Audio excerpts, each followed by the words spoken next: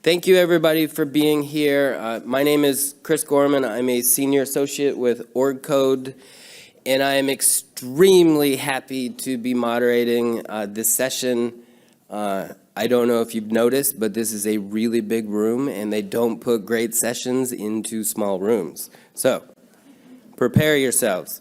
So I want to begin, of course, and say we acknowledge that we are on the unceded, unsurrendered territory of the Anishinaabe Algonquin Nation, whose presence here reaches back to time immemorial.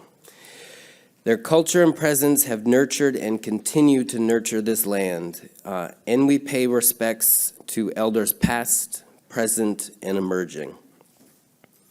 So with that, I promised I will not read bios of the presenters because that is painful for the presenters, but I am going to hand it over to Dr.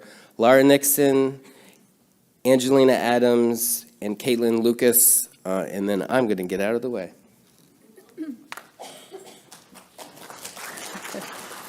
Thanks so much, Chris. That was a very kind welcome.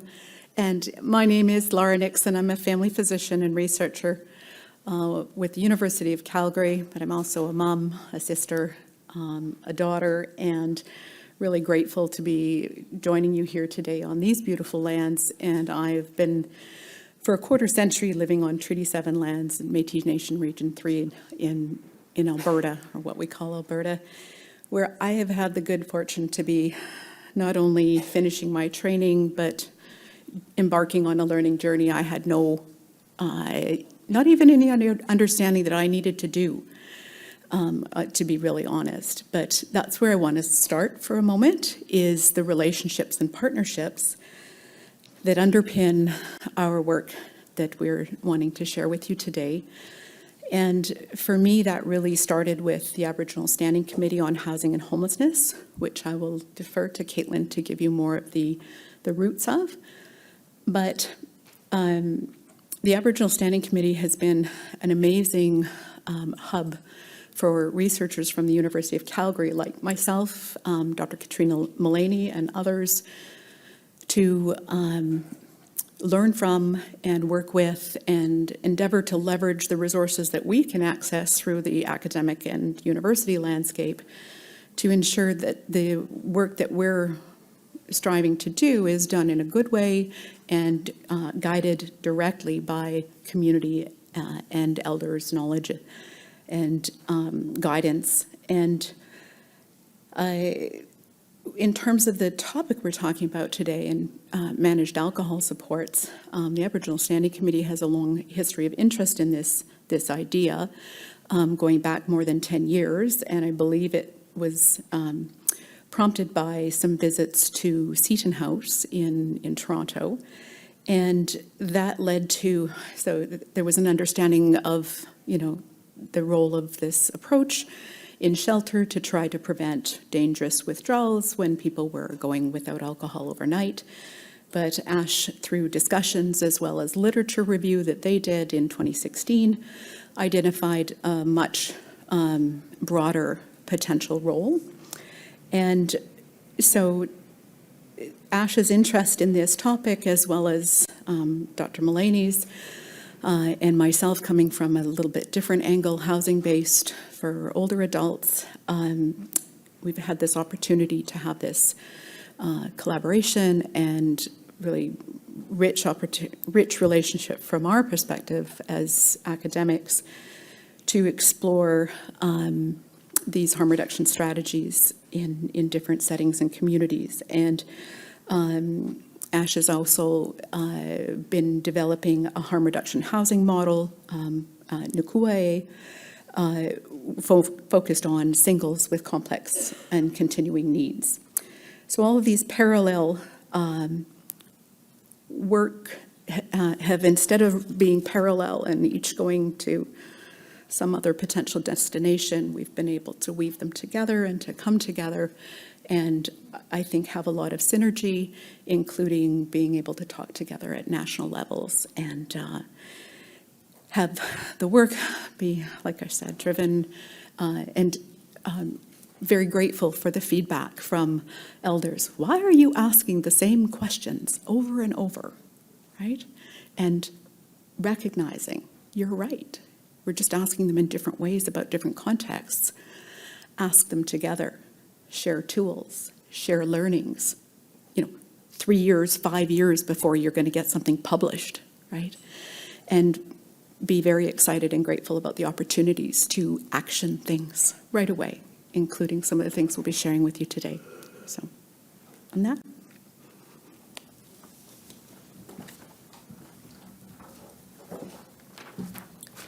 Good afternoon. My name's Katelyn Lucas. I'm a Red River Métis person with the Fiddler and Gervais clans, and I am the co-chair of the Aboriginal Standing Committee on Housing and Homelessness. I've been with the committee since 2010 and co-chair since 2013.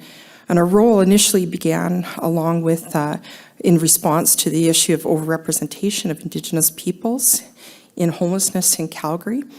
And along the time that we developed our committee, the government was also doing the housing and homelessness strategies.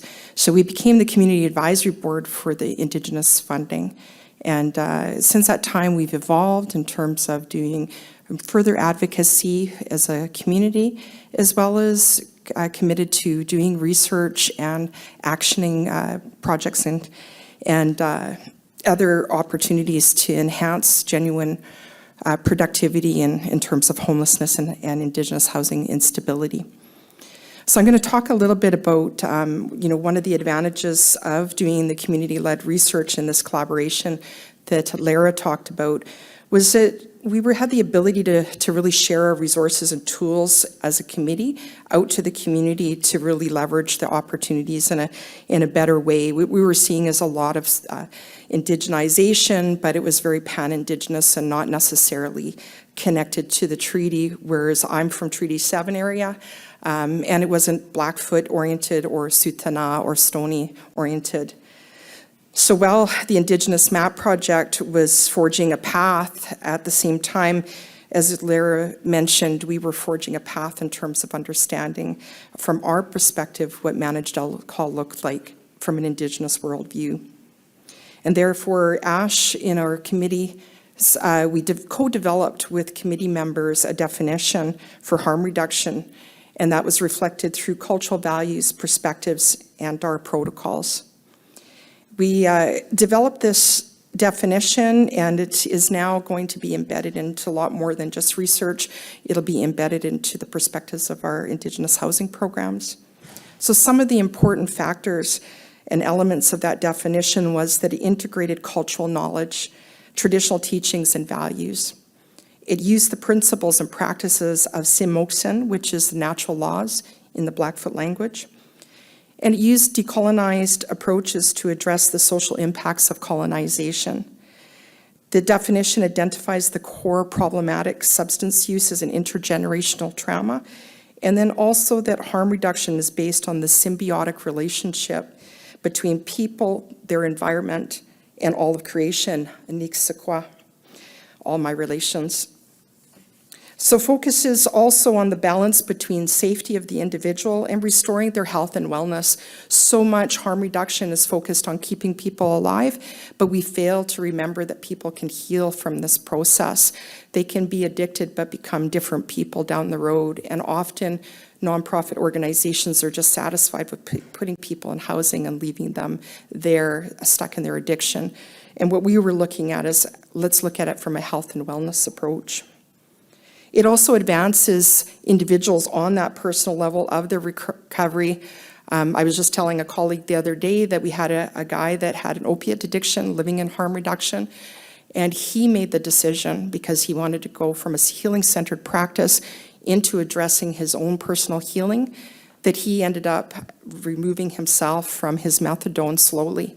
And now he's a student in SAIT, which is an institute in our community that focuses on trades as well as journalism, and he's a journalism student in his second semester. If we had allowed the idea that housing was enough and allowed the managed alcohol or harm reduction approaches to take over without looking at it from a healing perspective, he would still be in the same situation. Our definition also looks at the fact that we're not just looking at substance, we're looking at it about reducing the harmful effects. I think that's something that we've lost sight of as a community, is harm reduction instead of just harm enabling. And so we want to be able to give people the opportunity to reduce the harms that are associated with substance use. It also incorporates a focus on holistic healing, which is physical, emotional, mental, and spiritual. So we do have our definition. If you're interested in looking at it or utilizing it, we have a copy here for you today.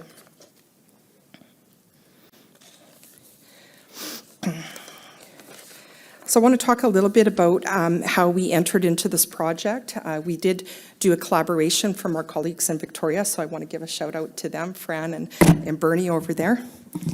And how we started this process was really about igniting the project in ceremony. And for us as Indigenous people, the ceremony is what makes it alive. So we started it off at the Women's Buffalo Jump, and it is a place where it is the creation story of the Blackfoot people. So it was a very special place to bring our colleagues from Victoria. And at the Buffalo site, we talked about the creation story, shared that knowledge with them, with our people from the coast, from our perspective of people from the prairies. And in that day, we shared teachings with each other. We had a face painting ceremony, and then the researchers and students also were able to share and ask questions of the elders. So some of the things that came out of that approach was that Victoria initially brought up the question of, is alcohol, could it be considered a medicine? So we leveraged that question a little bit further in this session with the elders at the Buffalo Jump. And they all agreed that managed alcohol was a really important intervention tool, and it was there to address the complex needs of substance use. But we need to find pathways to healing. So they talked about it more of being an intervention rather than a hospice-type approach that we've seen in community in the past.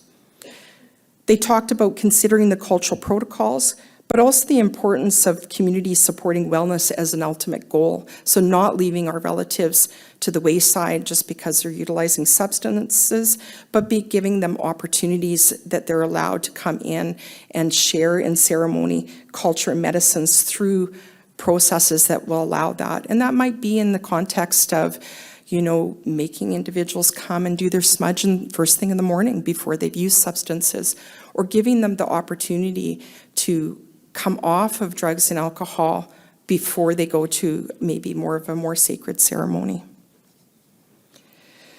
The other thing that was very important and critical to the prairie region was the use of our elders and knowledge keepers. And we've got one of our elders here, Jackie Bromley, that's in the corner there.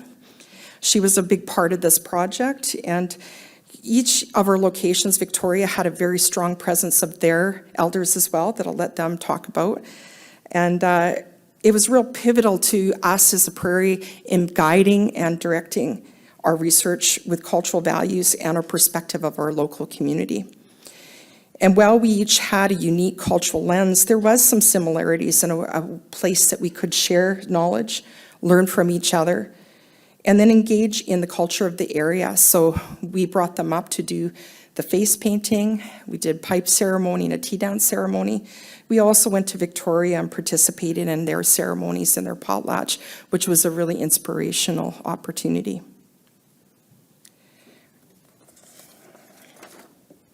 The other thing that we did is we looked at some of the tools that we were using, and initially we were using an Indigenous tool for the evaluation of our processes. It was from an Anishinaabe lens, and it didn't really lend to the work that we were doing on the prairies.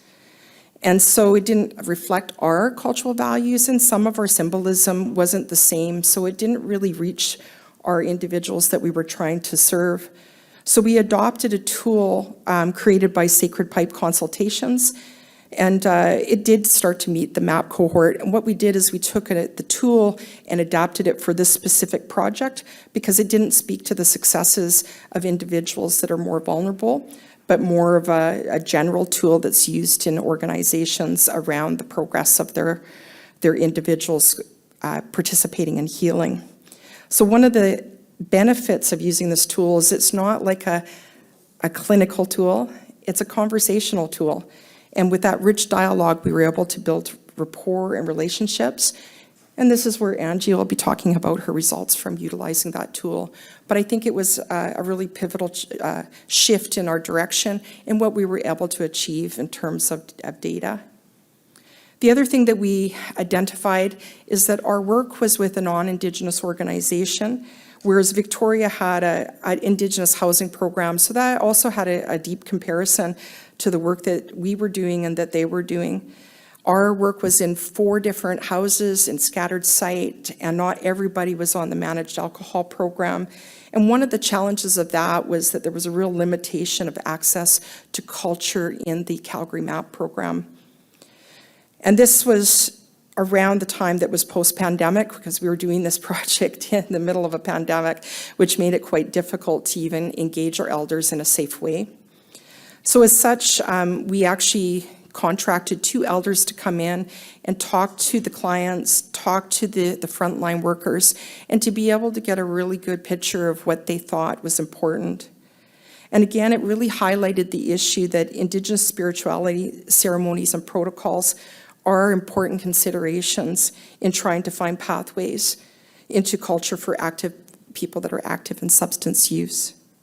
As such, we had a lot of recommendations that were driven by lived experience, as well as frontline workers, that will support operational changes, as well as identifying how the individuals themselves may want to participate. And in some cases, individuals had no cultural knowledge, and in other cases, they had a previous cultural knowledge, and their respect to the protocols of our culture is what separated them from that connection. We finally addressed a closure. We invited Victoria to come in July, and we did what was called a tea dance ceremony. And the tea dance ceremony on the prairies is a Blackfoot traditional ceremony that focuses on decision-making and validation. And so we were really fortunate to have that as an opportunity to close up our project. And one of the considerations was that Victoria has a different culture, and so we can't validate their work, their elders do. So what we did was more of an acknowledgement of this phase of the work.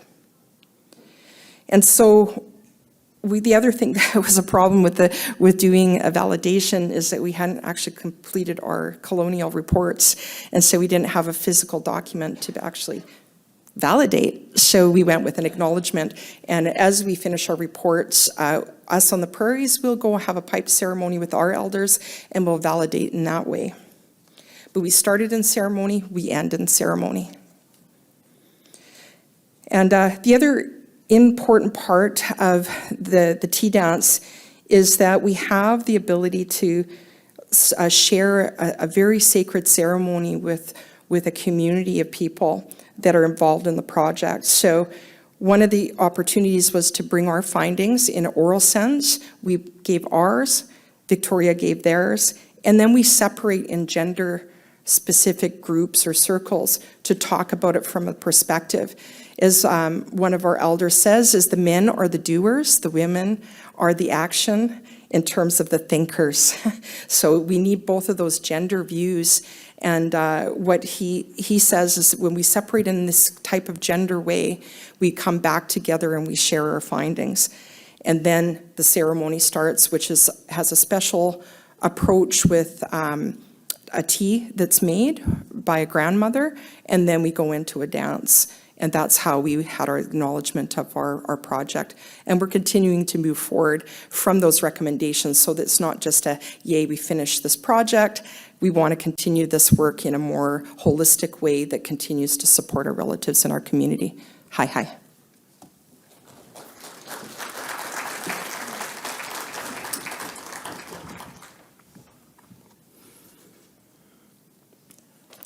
Good afternoon, everyone. My name is Angelina Adams.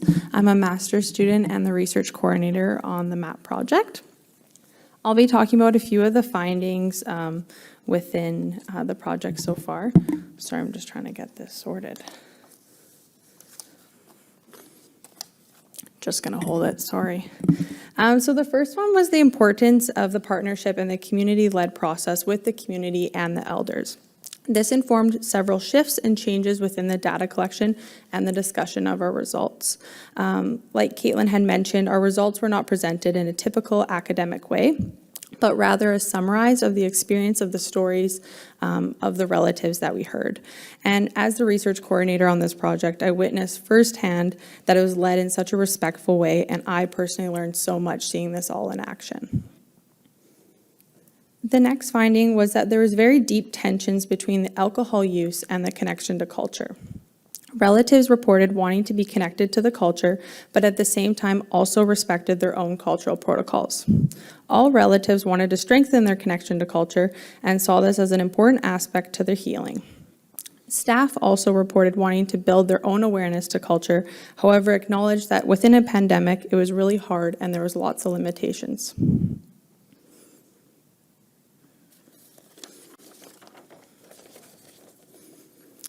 The next one is that instead of viewing this program, the MAP program, as a final solution of care, there was an increasing emphasis on developing and nurturing a pathway to propose the healing and recovery.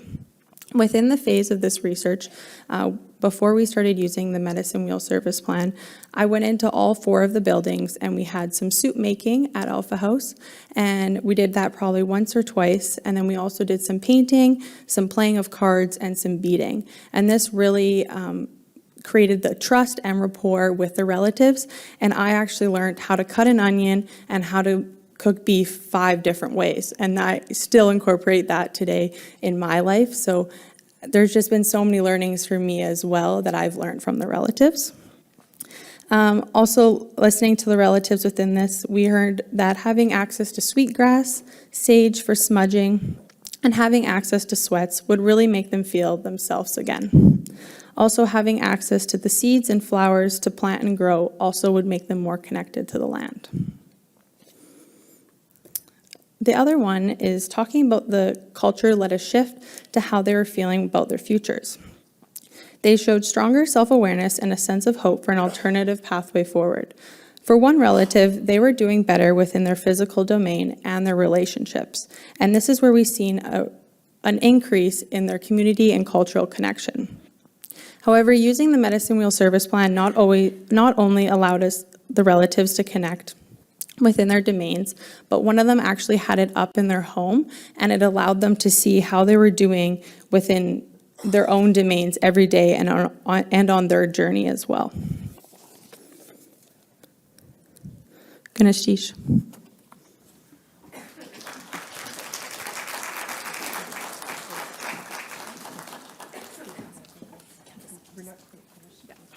We're very close.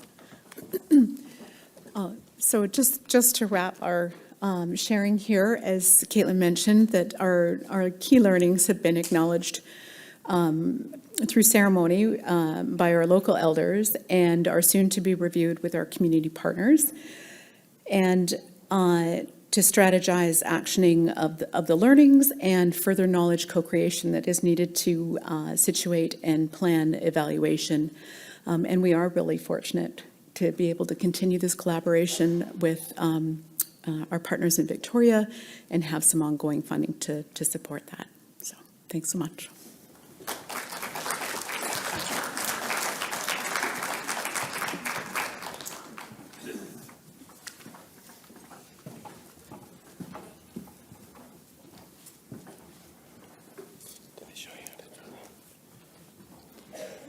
It should be open under the PDFs.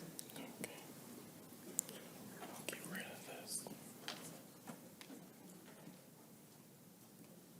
I think you can just close it there. Yep. You're a Mac user. This is ours. Yeah, you can tell. I used to. We just have to do a thing here. Oh, shoot. I hope I can get this.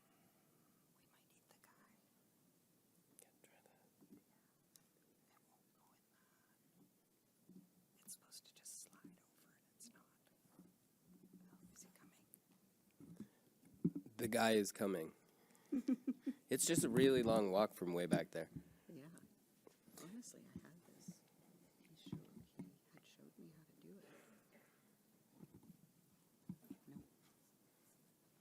not sure why it's not doing it.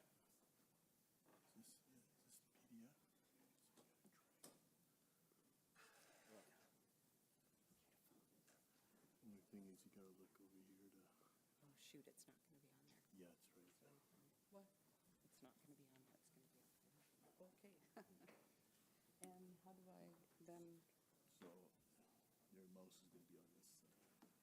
but how She do can I? just scroll down. Just this here? Yeah. Okay. Okay. Gela Kesla, Nugwan Zanau, Gaislin Laka Winakwi, Si Quagilt Louis Guskimuch. I was going to say good morning, but it's good afternoon. I'm Fran Hunt-Jinnouchi, and from my dad's side, I'm Quagilt from northern Vancouver Island, and my mom's side, I'm Guskimuch from the Quatsino people. And I've been working on Coast Salish territory for about 25 years on southern Vancouver Island. I didn't start out doing this work. My actual background and area of knowledge was in Indigenous post-secondary education and community-based education. And when I took time off, I was the inaugural director for the Office of Indigenous Affairs. I took time off to work on my PhD, and I was asked to do a short 4-month contract regarding homelessness and connecting the leaders doing this work in Victoria with First Nations leaders across the island. And that was about 7 years ago.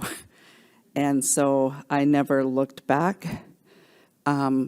It's important I situate myself as a First Nations woman, having grown up on reserve, lost my own mother to the streets of the East Side in Vancouver, into prostitution, heroin addiction, and she was murdered there. There are very few of us in First Nations land that don't know of a murdered, a missing Indigenous woman or girl. The violence, the disconnection, and it's nowhere more pronounced than with the people we serve, our street family, our street community. So I want to just kind of bookend the presentation with my colleague here, Dr. Bernie Pauly, to give you an idea of how we kind of fertiled the ground to be able to do this work. Firstly, I want to acknowledge that the majority of our work takes place on Lekwungen-speaking people's territory of the Songhees and Esquimalt in Victoria. But we do, as an organization, have an island-wide mandate. The Aboriginal Coalition to End Homelessness, which I'm the executive director, we have 4 strategic directions. First, finding wellness, building community, bearing witness, and building on our strength. Way back when I first started, I held a series of 5 talking circles, and I invited the street family to come to meet with me at our place, and I asked 3 questions. Where do you want to be in 3 years? What might prevent you from getting to where you want to be in 3 years? And what will support you? And that really was the beginning of our work. Hearing those expressed needs through the voices of the people we serve is how we started to build. One of the main things we learned was the challenges with Victoria Police Department, and the second was access to health services with racism and labeling. But where it really all began, I would say, is when we took part, our Mayor Lisa Helps in Victoria, created what was called the Mayor's Priority 1 Task Force. 78 people were identified as being the highest risk, highest vulnerability on our streets. And that's when we were invited to the table and asked if we could provide housing support. I said, only if you let us do it our way. We're not going to repeat the housing that you have because it has not worked. So you provide supportive housing, we are providing culturally supportive housing. And we changed everything. We flipped it on its head. Even the positions, we said, we don't want that position. We want a granny position. We don't need that position. We need an auntie position. So we've been able to really lead and drive that narrative. And I want to acknowledge BC Housing for being open enough to see that we can lead this process. We know the challenges and we have the solutions. So, after doing priority 1, we learned a few things, but mainly what I learned is we couldn't be just patting ourselves on the back that we had such good success. We really needed to recognize if all we're doing is providing housing with harm reduction, how are we any different? Because we're just giving them a safe, warm place to die, to succumb to their chronic alcoholism or their drug use. What we really need is to provide pathways to healing and recovery for those wanting and willing to take it.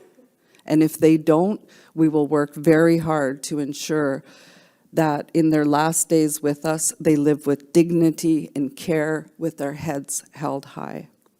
So I called together in 2018 elders, knowledge keepers from across Vancouver Island and basically said, what does harm reduction mean to you? The elder said it means nothing. That's white man's language. That's university language. But they said, if what you're saying, Fran, is how do we help and even carry our people forward to get the help that they need with nobody left behind, then we can talk about what's needed. And it was amazing and beautiful. We have a video of the event. We have a report of the event. But really listening to them and their guidance, they left me with 5 kind of key areas. Continue to provide culturally supportive housing, develop an Indigenous alcohol harm reduction program because we were hearing so much about that. I'm not taking away from that period the opioid crisis and deaths, rampant on the news, 6 o'clock news every night. But I had to go, what the heck? Why are we experiencing so many deaths of our people who are dealing with chronic alcoholism and non-beverage use? We never hear anything on the news. What's being done for them? And I would use language like managed alcohol program and have even physicians say, well, what do you mean? Are you managing their money? So I recognize at that time, I've got to play their game. I've got to frame this alcohol programming as harm reduction. And sure enough, we started to see a bit of a shift. They understand harm reduction in the language because they created this system. And we need to influence what we mean by harm reduction and to take it further to pathways to healing and recovery. But they also said, develop a healing house, which I'm really happy to say is on its way to being built. And they said, number 3, we need to establish island-wide healing communities, which we now have as an ongoing part of our housing model. That's our land-based healing. That's where the magic happens. I cannot emphasize enough. So that moved me forward to develop a model of housing, and it's called the dual model of housing care. Dual, because one pillar is the culturally supportive housing that we learned through the Priority 1 program after 3 years. But then we added the column of decolonized harm reduction, not harm reduction as you know it today on the streets of these cities or in various programs. But what is decolonized harm reduction? And it is very simply creating that sense of place, space, community, reconnection. Once they're settled and there's trust, We transmit knowledge and skills through elders and knowledge keepers. How do you cut fish? How do we barbecue fish? What are the traditional foods? What are the plants and medicines? What's the significance of this mountain as a sacred healing place? And through that process, it helps them to have a sense of purpose. Once there's a sense of purpose, there's a sense of hope, and there's a light at the end of the tunnel. It sounds very linear, and it almost is, it's scary, but it is circular, because sometimes, they circle back. But the dual model of housing care is deeply rooted in land-based healing. Without that, we have no housing, we have no programming, we might as well give it to non-Indigenous housing providers. So this is really Indigenous-led with the help of our Elders and Knowledge Keepers Advisory Council. So early on, as I mentioned, there was a lot of, there was a need for overdose prevention, but very little by way of chronic alcoholism, non-beverage use. They clearly said they need cultural supports, and cultural housing was working. We then went to Ambrose Place, yay, Corolla and her team there in Edmonton, hands raised to them, and really got a sense of the hope and what's available. And what she instilled in me was, from the day you start this, do research.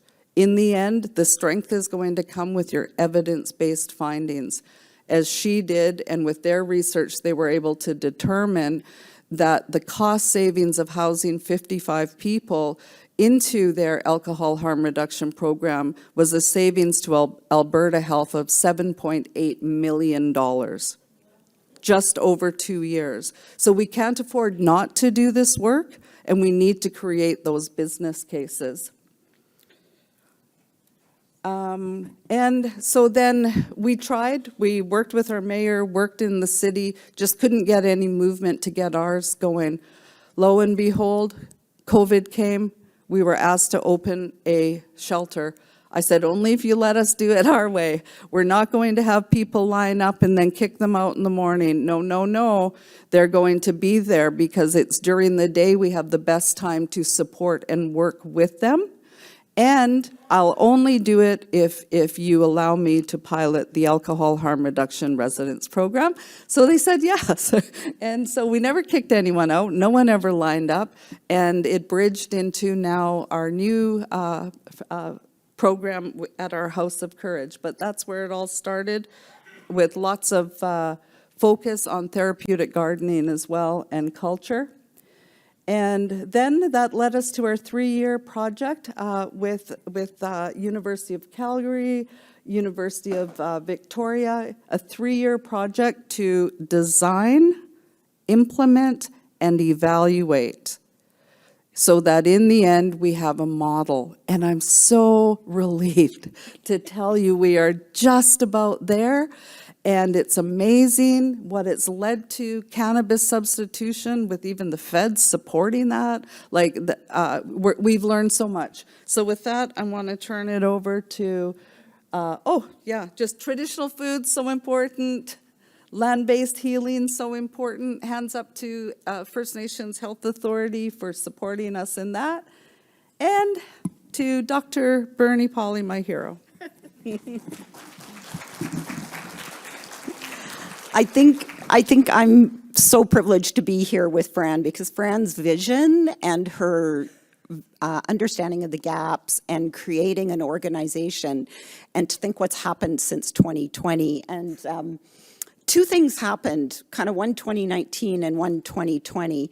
2019, Katrina Milaney from U of C came to me and said, we want to put in a CIHR grant for managed alcohol to design, implement, and evaluate. And I said, that's fantastic. An Indigenous managed alcohol. I said, that's fantastic, but the only way I can do that is I need to talk to Fran, because it just can't happen without without that. And so we created this partnership. My role in it was just really around evaluation. I've been leading the Canadian Managed Alcohol Program for about more than a decade. But this opened up such an incredible opportunity. And then, as Fran said, in 2020, she was going to open the shelter during COVID. And I can still remember her calling me and say, Bernie, you got to come and have a look at this building we found. And this is how we can set it up. And I'm like, sure, that makes good sense because we already had a number of evidence. I've got 2 photos here that are from the knowledge gathering and sharing that we held in Victoria, which complemented the gatherings that were in Calgary. They were both incredible opportunities. The one in October of 2022, where we spent time at the Longhouse and had the absolute privilege of being able to share. Ceremonies were shared with us from the local nation families, and then in November 2023 we went to a land-based activity at Goldstream. We had already started our evaluation of the Indigenous Alcohol Harm Reduction Program. Dr. Megan Brown had started that evaluation as a PhD student, and we've just put out our first publication together. And a couple of important things came up in that first phase. That was at Culturally Supportive House.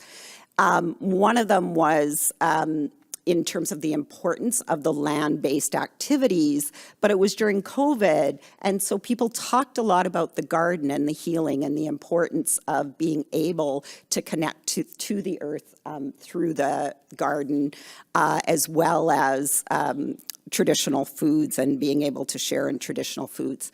The other thing that emerged in that phase 1 that was really, really important was in order to support the wellness and healing of the family members, have to support the staff wellness and healing. And that introduced a lot of really practical strategies for doing that.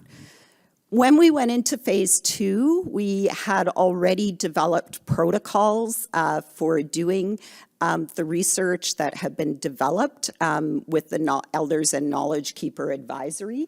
And so we did that in the beginning of phase 2 as well, when the Indigenous Alcohol Harm Reduction Program moved into Kwamkwamlalam, the House of Courage.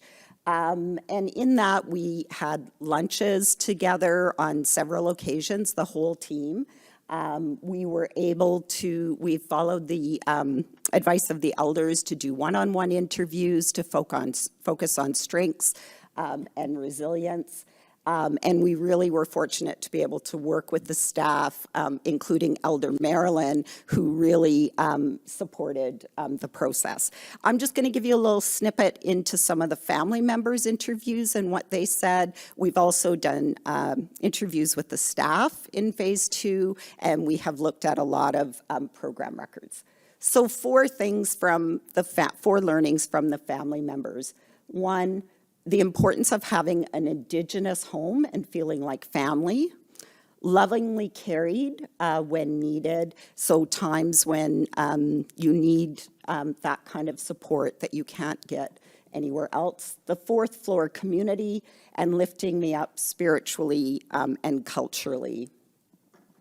So an Indigenous home and feeling like family, people described that they felt like they were part of a family. It reminded of them in some cases where they grew up. And importantly, they said being in this family meant they could get ready, and they were getting ready for independent housing. They were getting ready for detox. They were getting ready for employment. Lovingly carried when needed. They described the Indigenous Alcohol Harm Reduction Program as saving them. And so the quote on the bottom right is, people felt like they were just giving up. There wasn't anything for them. And then this program came along. And I think as the person in the top quote points out, it's because, and we've seen this in other research, it helps to level out their drinking, and they're not binging as much.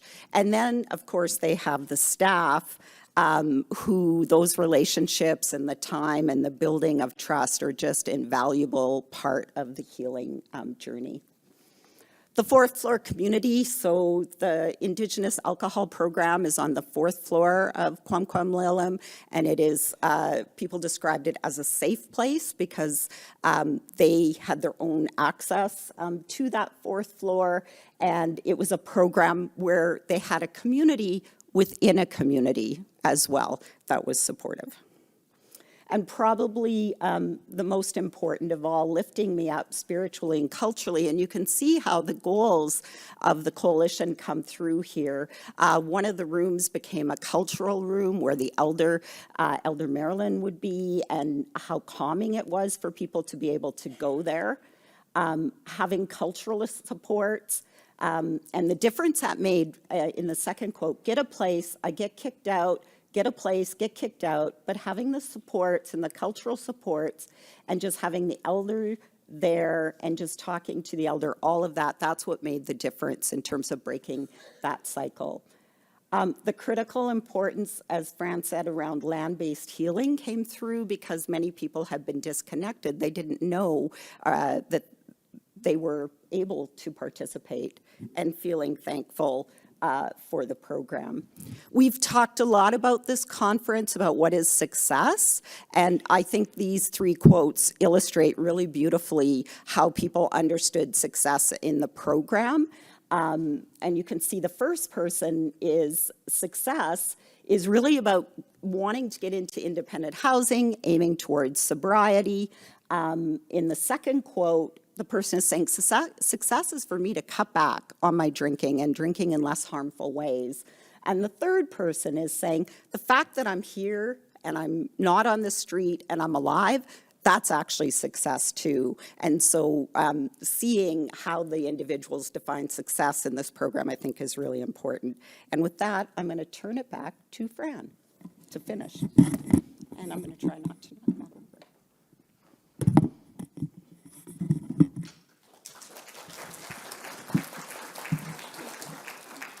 We had one person, his name is Jack, and when we tried to get him into priority one because he was eligible, he was on that list, he had PTSD. He said, I can't be in a house. I have my cubby where I pan, where I sleep. I feel safe there. I have my back against a wall. But we always left the door open, said, come for lunch, come and visit with Auntie Glow. And so from priority one, we opened up that shelter, as I mentioned, and who came by and said, I'm ready. You have the alcohol harm reduction, I'm ready. And about 8 months in, we had a land-based healing event, and Jack went on that trip to the North Island. He was on a swing, and a tree swing, you know, those old tree swings, but the rope broke. It was so old, and he fell to the ground. And I remember the nurse telling me that she thought something happened to him because he didn't move, and they all ran over to him. But then he got up and he said, I'm free. I'm free. Creator just told me I'm free from everything holding me back in Victoria. I want to go to treatment. That is where Creator works. That can't happen in the maze of the downtown, the sounds, the sirens, the survival, but on the land, by the river, on the ocean, picking berries, learning traditional skills, learning songs around the fire. We got Jack to treatment. We picked him up from treatment. We made sure he didn't go back to the house until we found him a home. We were able to house him in subsidized independent housing. That was 3 years ago, and he's still housed, and he was homeless for 35 years. So there's hope. So where we go now is we pull this together in a coherent report, but we create a model that we hope will be able to be tailored here in Ottawa or anywhere tailored to your communities. But ultimately, it really boils down to culture is healing. We need to provide and allow for the space for them to settle in and build trust. As Bernie read, you know, and as we hear over and over, it doesn't matter where they've lived, they're always waiting for that eviction. And so we changed the psychology even of they're never called tenants or renters or clients. They're our family members. And I had women from our women's house say, that was a game changer for me. It changed how I settled, how I walked in, how I felt about the other women in the house.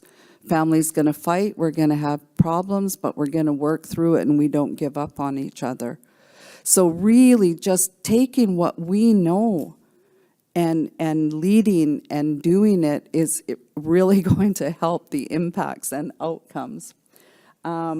So we're building the continuum of care, making sure from all aspects, whether they're living rough, tent encampments, transitional, supportive, all the way through to our wellness house that'll be opening, that there is a place for our cohort here. And we aren't getting into the promising practice of cannabis substitution, but my gosh, it's working for some. Who would have thought? I'm not promoting marijuana, but when you can reduce someone's alcohol intake, that will slow down much more the deterioration of the liver and the kidneys and really biding them more time towards that pathway to healing and recovery. There's some really good stuff going on there. And just looking towards the future, this not moving? Okay, well we're going to be incorporating peer training with the program, building on culture as healing. What exactly does that mean and how do we weave that into a model? And creating an evaluation framework and basically designed by the people that we are asking those questions and the staff. And it's not going again. So that's the rendering of our wellness house. Architect Alfred Waugh, who designed the University of Victoria First Peoples House, has designed this. It'll start to be built this year. And the difference is for people that want the pathway to healing and recovery, they will be able to spend up to 3 years here. So it is that refuge, it is that light at the end of the tunnel, because right now when our people go away to treatment, it's either for 30 days, 45 days, or 90 days. They come back directly to the same heart of darkness, survival skills. How can we expect that anything will change? It's incumbent on us to change the environment they're returning to. And that's why in the elders' wisdom back in 2018 saying you need a healing house, you need that light at the end of the tunnel. I'm so thankful for their guidance and looking ahead.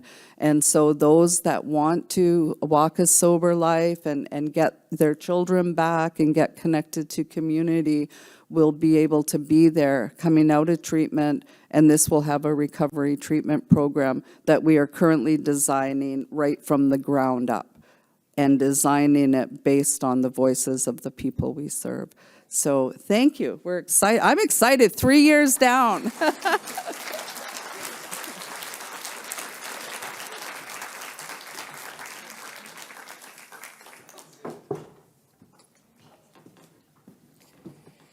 Fran, I would just like to say, as somebody who works a lot with emergency shelters all across the country, your model and reframing it needs to be in every shelter across the country, so thank you.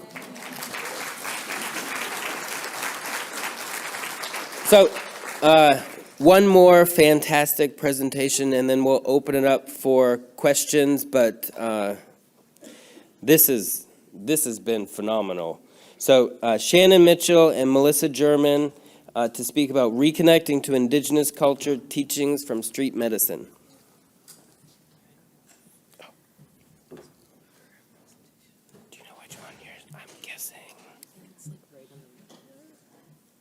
Yeah. Yeah. I just.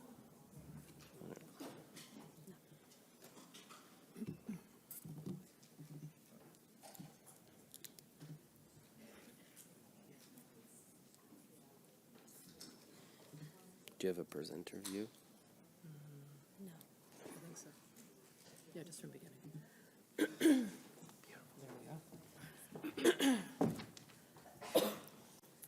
Do you want me to toggle? Maybe. Sego, hello. My name is Melissa Gurman. I'm a nurse practitioner at Decolonized, the Aboriginal Health Center. Before I get started, I just wanted to say thank you to the incredible women who have went before us. It is so inspiring to hear what you guys are doing. You're going to hear us talk a lot about the need for reconnecting, and it's just so amazing that you guys are doing it and it's working, and I just want to steal you and bring you back to Hamilton. So I am a nurse practitioner. Like I said, I myself am Mohawk. My family's from Six Nations. I learned firsthand the importance of needing that cultural reconnection. My grandmother was a residential school survivor, and because of her, I had no access to any of my culture. And doing this work has healed my heart. So I feel passionate about bringing it to our people on the street as well. Maybe I'll just like grab this one. Can I move this? Maybe I have 2 microphones. I don't think it works. Of course it works. Oh. I'm just gonna hold it. Or do this, and then we can both stand here. Okay. So my name is Shannon Mitchell. I work at the Aboriginal Health Center with Melissa in cultural wellness and on the mobile van. I am a 60 scoop survivor. My family is from Chapleau Cree, but I'm also settler from family from Scotland. I reconnected with my family not so long ago, so reconnection to culture is something that is active for me, and my work at the health center has been a big part of my cultural reconnection. My grandmother, or my dad was a 60 scoop survivor. My grandma was a residential school survivor. I come from, like, when you look back 7 generations, we have been, in my family, we have been affected by residential schools or being scooped into the child welfare system. So, yeah, it's cultural reconnection is very important in healing. So again, we work at Decolonized, the Aboriginal Health Center. We are structured in a way there. Our departments are, well, we have 3 sites, one in Hamilton, one in Niagara, and one in Brantford.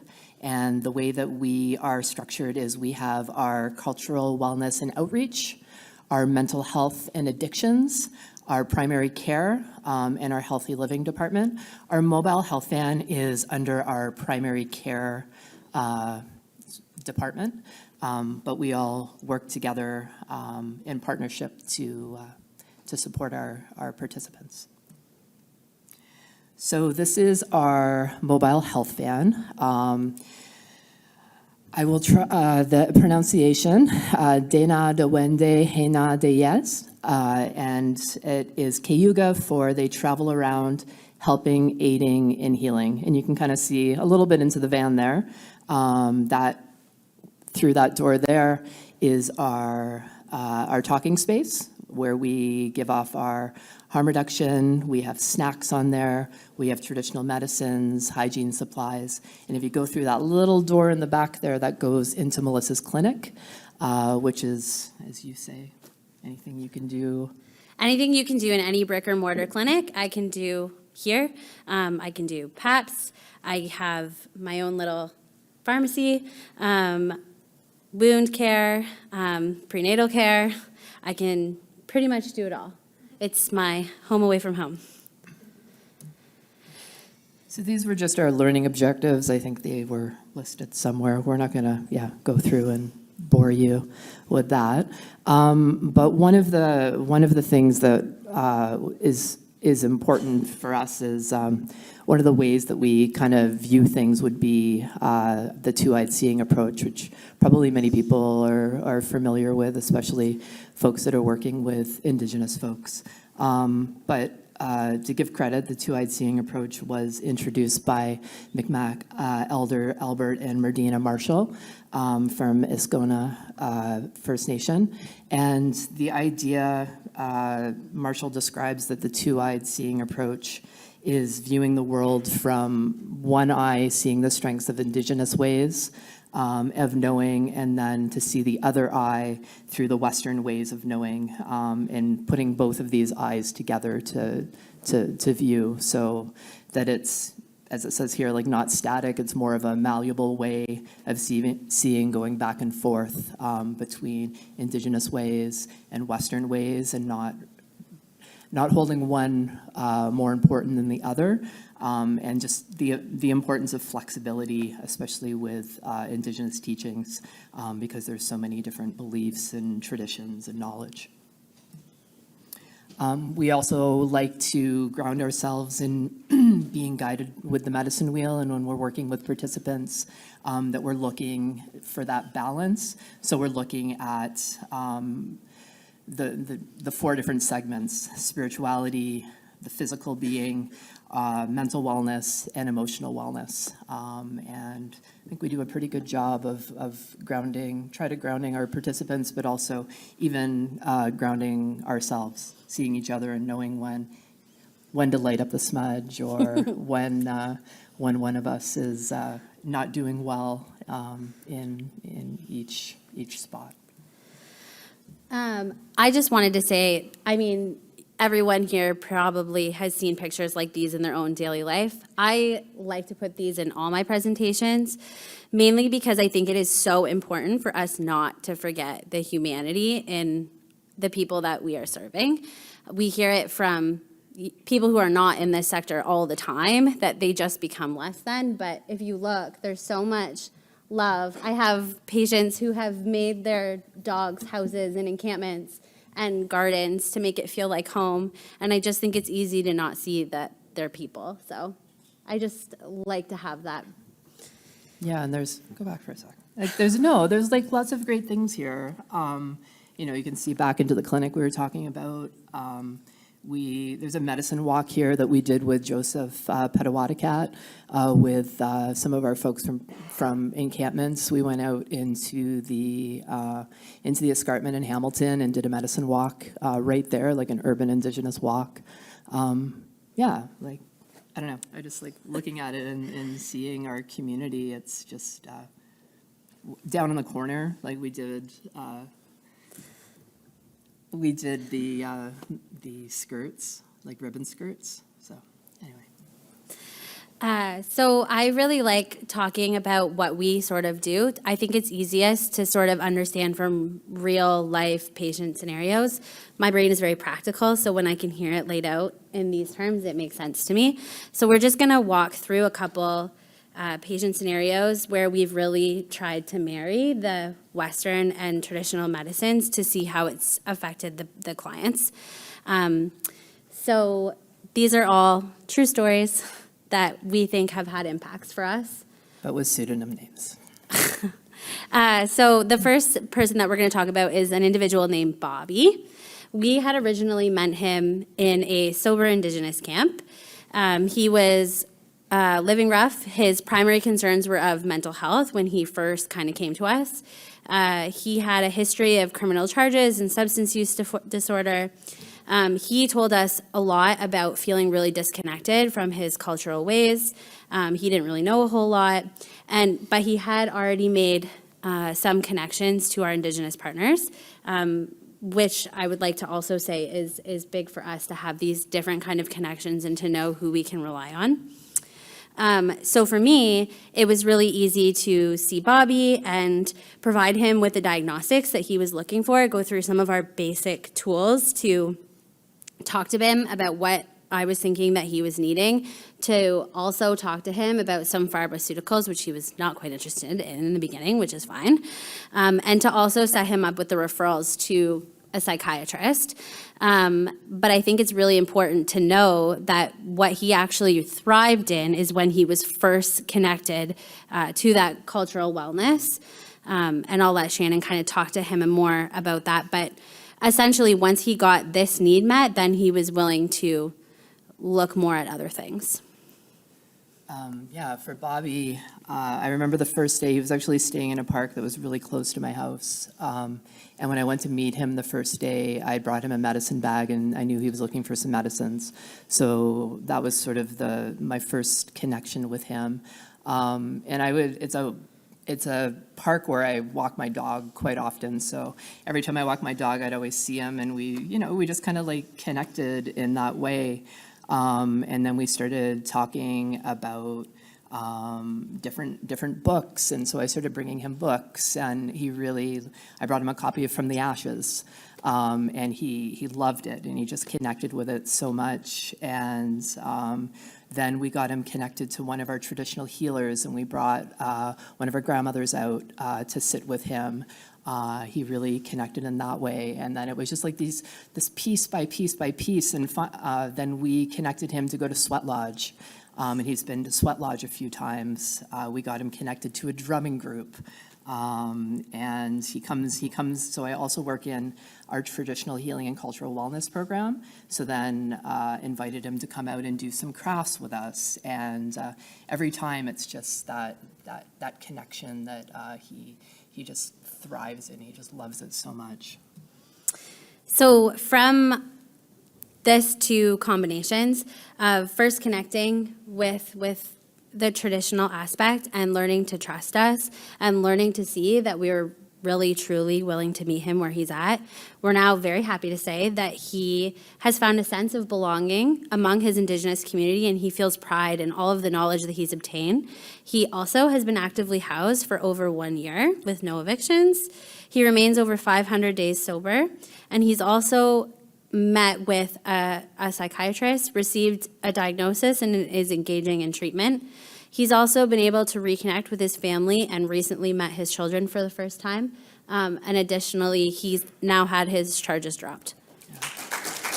He also was a big speaker at the Overdose Awareness Day that Hamilton had this year. He was sort of like the top speaker. He wrote a song for Overdose Awareness Day, and yeah, it's really phenomenal to kind of see his progress and where he is. So the next patient I wanted to talk about is Derek. Derek is a little bit of a start of a lesson learned. So I originally met him while he was living at a supportive Indigenous housing. He really hated medical professionals, which is cool because I get it. There's a lot of trauma that has been done by our community. And I think it's so important to kind of meet them where they're at with that and figure out what we can do to help them fix that. So essentially he told me, you know, I have some things that I want treated. I'm not really interested in engaging with you. And it took a lot of one step. So what's one step I can do? And for him, he had a wound. It smelled. I knew it was there, but he wasn't willing to show me. And so it was trust building. It was trust building of giving him the tools that he needed to take care of himself. And then when I was consistent about showing him up, when I wasn't trying to have him formed for not taking care of himself, then he knew that he could, you know, show me how bad it was. Over time, he did come to open up, and he was willing to accept more medical care. His trauma from the healthcare system, which as a healthcare professional we should all take space for, was very profound. He never wanted to go anywhere else, which is also why I think it's important as healthcare professionals to, whatever we can do, whatever form of health that we can provide, that they're willing to, yeah, it does a lot. Yeah, I'll pass Derek on. Unfortunately, Derek didn't have. Yeah, unfortunately, Derek did pass of an overdose, but I remember connecting with him, and the thing that we connected over was hockey. He really loved hockey. He had a bunch of hockey cards. So I started talking to him about Fred Sakamoose, who was a residential school survivor, and Derek and his brother's parents. had gone to residential school, so it was sort of like connected in that way. We gave him and his brothers orange shirts. And yeah, when Derek passed, we were working with his brother because it's hard, right? Like the death care industry, I don't know anybody that's lost family. It's a really challenging place to navigate. So if you're living on the streets and you're the person that's responsible for trying to navigate that system for your family member, imagine you don't have a phone. So unfortunately, Derek sat at the coroner's office for a number of months. So we worked with the family, or we worked with the brother to get him back to Hamilton. We worked with the funeral home to make sure that he had. We had our one of our knowledge keepers go in, do a cedar bath for him. We worked with the grave site on Six Nations, which unfortunately wasn't going to allow us because they were Christian-based. They weren't going to allow us to come in and drum. We pushed on that. We were able to bring one of our traditional healers. I had to kind of pressure the pastor. Was it a pastor? Yeah. Yeah. And then I ended up being the one that got to drum at that ceremony, so it felt really powerful to be able to do that for Derek and get him buried beside his mom on Six Nations. So, yeah. I just wanted to connect back with something that you said too. I think it's so important when you kind of switch the terminology and you were talking about how they're more than just the client or the tenant. They're this feels like that case. Absolutely. Yeah. Okay. So Katie is another sort of cautionary tale with healthcare and Indigenous folk. Katie was living in an elder's residence. She presented to me basically because she had been lost in the system. Her main concern was that she thought she probably had lung cancer. She thought someone told her a couple months ago, but she never received any follow-up. She didn't have a primary care provider to follow up with her. She also didn't fully understand. So, we were there. We were able to be a safe space for her. And unfortunately, she, at the time, was to progress. The care was mostly around being palliative. We all want funding, so this is another good funding for primary care providers. But essentially, not only were we able to provide her with the primary care and were able to at least give her some dignity of palliative care that she might not have had if we weren't there, but we were also able to connect her with the cultural wellness program and give her some of the dignity and that she wanted.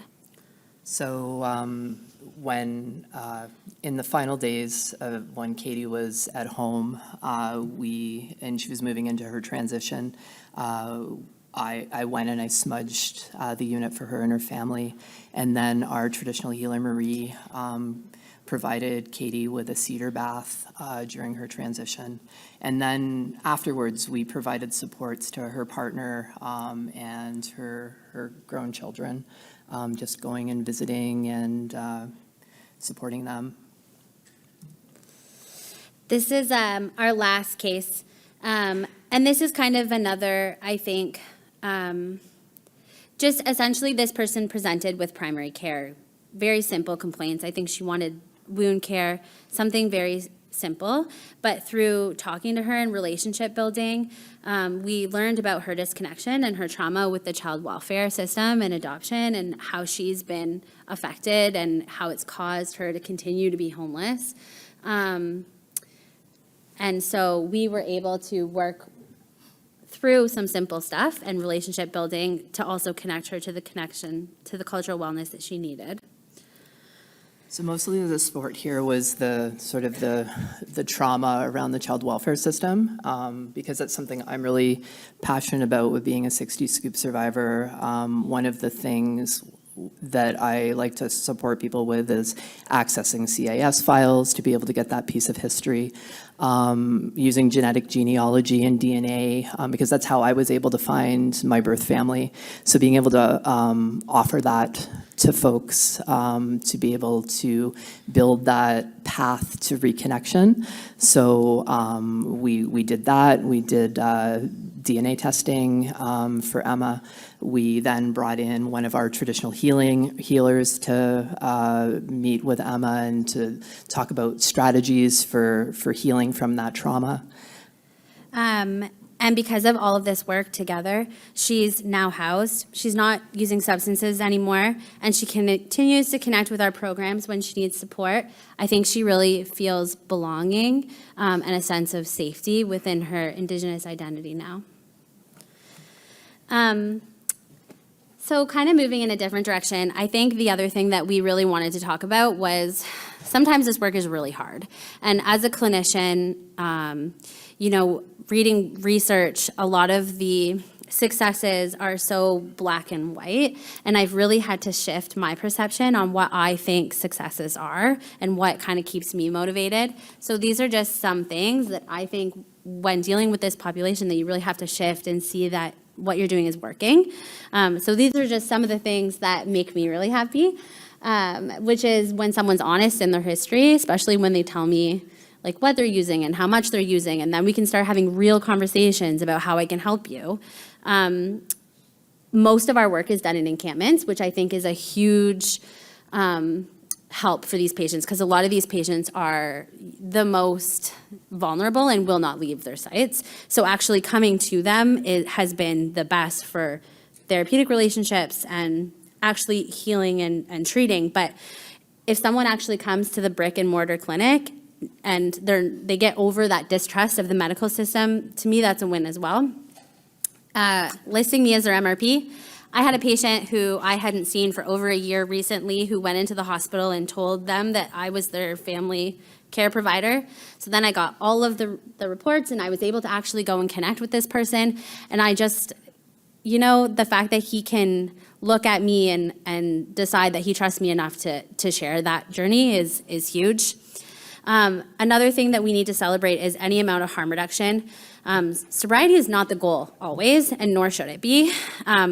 Any positive, healthy choice that they make, whether it's going from, mass amounts of use to decreasing a little, or to not using IV drugs and maybe trying to smoke it instead, hey, I'm here for it.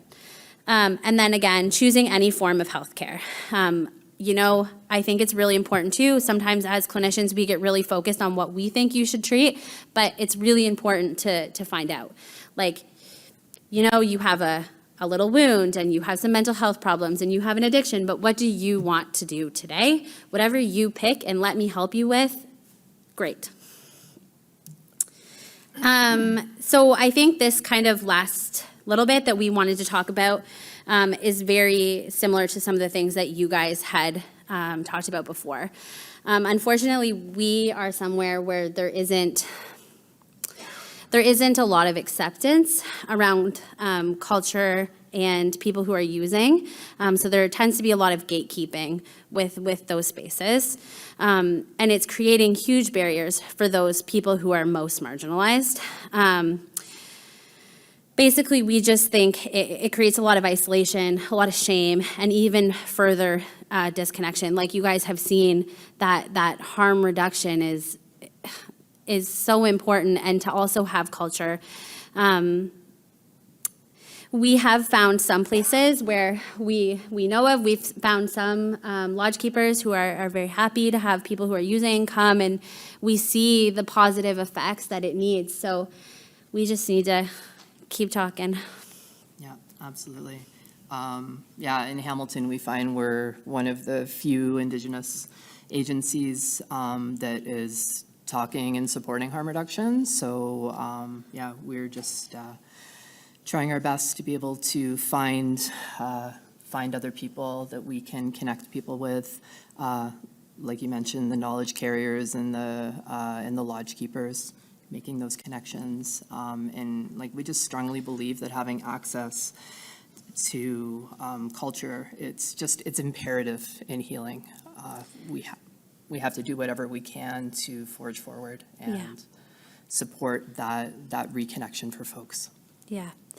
Like all of the patients that we've seen had the positive outcome with whatever goal when they had both of us. We can't work in silos. It really is the marriage of what we do that creates the positive outcomes. So practical methods, we kind of wrote this a little bit from a perspective, but essentially for people who are not Indigenous, especially when meeting with an Indigenous person, we think it's really important to not assume that they have any connection to their culture, but also not to assume that everybody wants to. We think it's important to have this conversation with people to see, like, are you disconnected? Do you want to reconnect? Are you interested in the traditional aspects, or are you just here for the meds? The other big thing that we have noticed is sometimes there tends to be a little bit of gatekeeping of clients. So we also think it's really important that if you are working with an Indigenous person and there is a better suited service in your community, to make sure you know when to refer them to those people, because that culture is so important and it needs to come from within. Mm-hmm. And just for non-Indigenous folks that are working with Indigenous people, just know our history. Have that education about an understanding of issues that affect us, residential school, the 60s scoop. I think so much about just my own history of just the multi generations of residential school, and then 2 generations of 60s scoop. My dad was incarcerated. Both my parents were from the streets. So many of us have this history with our ancestors, missing and murdered Indigenous women. There's just so much, and you just need to know the multiple levels of issues to be able to support our clients and know where people are coming from. That's it, we're done. Yeah.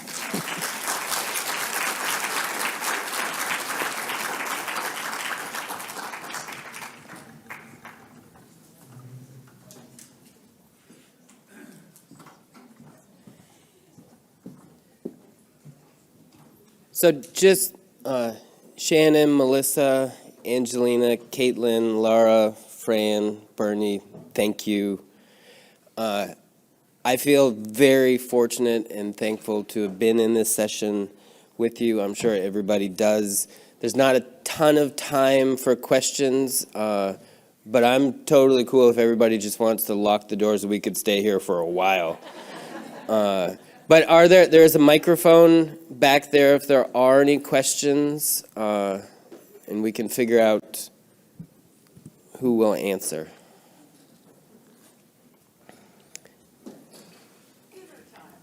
Yeah. One of the rules when you ask somebody if they have questions is you have to wait 13 seconds before you move on, because that's how long it takes for somebody to get up and ask a question. Hi. Is that on? Oh, Yeah. Tansei, my name is Osamaskwa, and thank you to everyone in your fabulous work. I've been around a long time, and one of the biggest things I used to hear from the ladies and the gents is we'd be more than happy to continue the good work with everybody when you start coming to our longhouses and into our ceremonies. And I shed a lot of tears here today to hear those great things, and fantastic work. It makes me super happy. But a question to everybody that was facilitating the groups that you are and the great work you're doing. How and what have you done to ensure your, I don't like calling them programs because it's not program, it's ceremony to us. How are you ensuring that the ceremony of the programs are embedded into the policies within your governance structures and into the bylaws and into the city policies to ensure they're protected forever?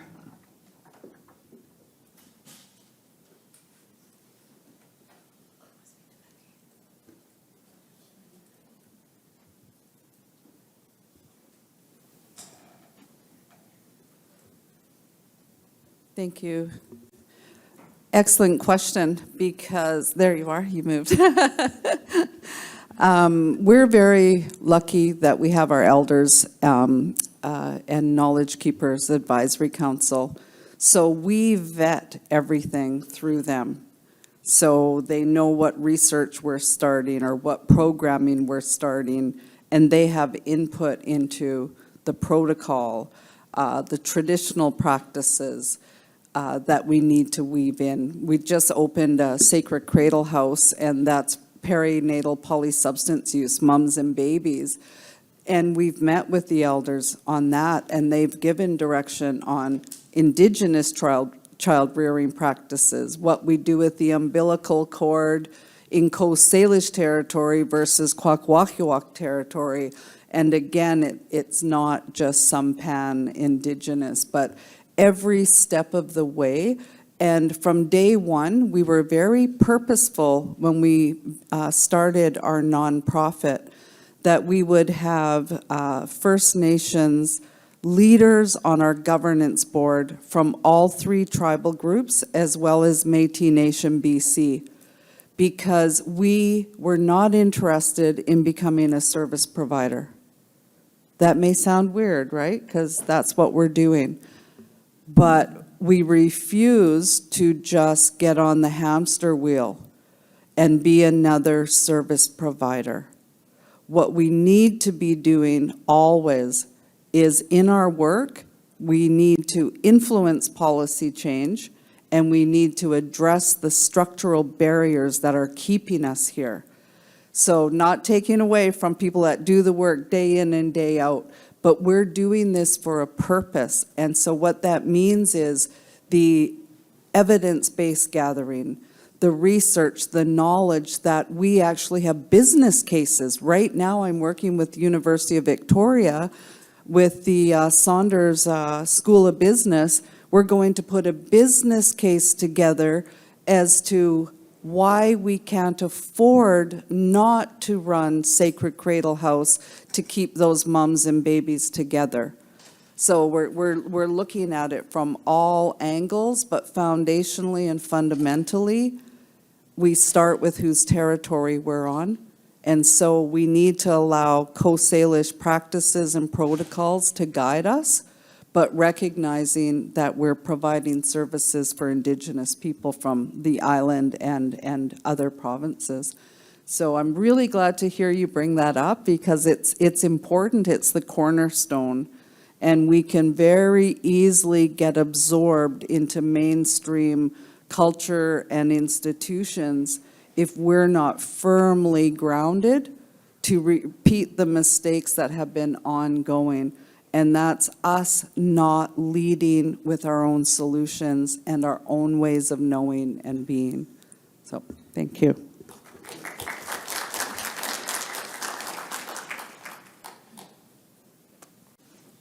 Hi everyone, my name is Tegan. I'm from Lethbridge, Alberta, and I run a managed alcohol program. I just wanted to put that out there. I love hearing all of this stuff because I've spent quite a bit of time trying to dig around and see who else is doing this. It gives me a lot of input on how things are going forward. I think I was curious to know, with the cannabis use as substitution, what does that look like necessarily for you guys, and how do you administer that? Very specific question, but. It's hard to believe you can get it funded by Health Canada. Like, that's what's shocking. I can chat to you a bit more later, but we were able to get funding from Health Canada for a number of programs, a number of managed alcohol programs, to be able to offer cannabis as an alternative to alcohol. There is some prior evidence saying, you know, it's got the benefits of helping to manage withdrawals. It also, in this population, is really helpful in terms of things like anxiety, appetite, sleep. And actually, our role my role as a researcher has been to evaluate some of this. So that's a whole session in itself.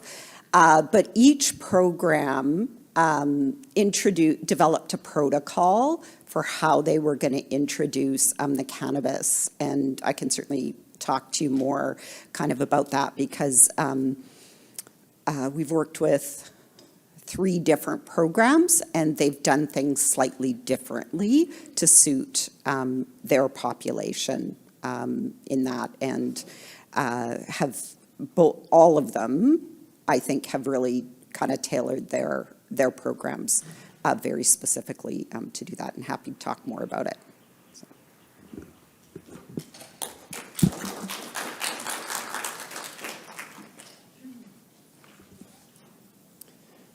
You know it's a great session when there's no more questions, but still nobody's leaving. Yeah. No, let's just hang out and absorb some greatness for a while.